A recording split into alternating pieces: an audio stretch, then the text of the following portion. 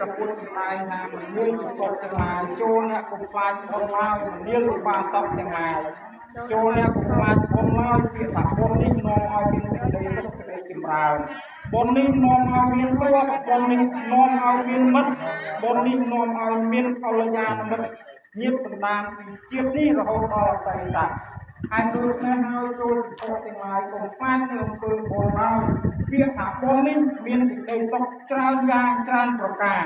ទី1ទឹកមុខយើងជ្រះថ្លាទៅណាមកណាទៅឲ្យលើកចុះទី2សម្បូរទៅដោយញាតិទី3សម្បូរទៅដោយបញ្ញាប្រាជ្ញាវិវ័យ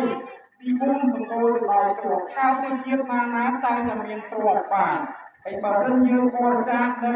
ផលនេះហៅថាទាននៅដល់យ៉ាងដូចព្រះពុទ្ធសម្ដែងថាអ្នកឲ្យទានព្រះធម៌នេះមានច្រើន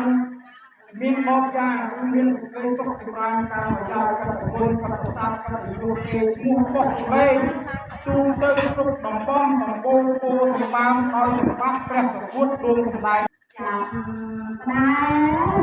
មទីនេះឯងរំសំដែងផលនេះថា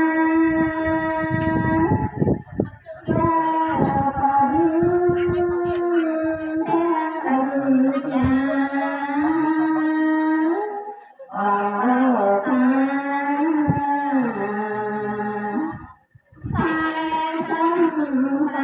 cho kênh Ghiền Mì Gõ để không bỏ lỡ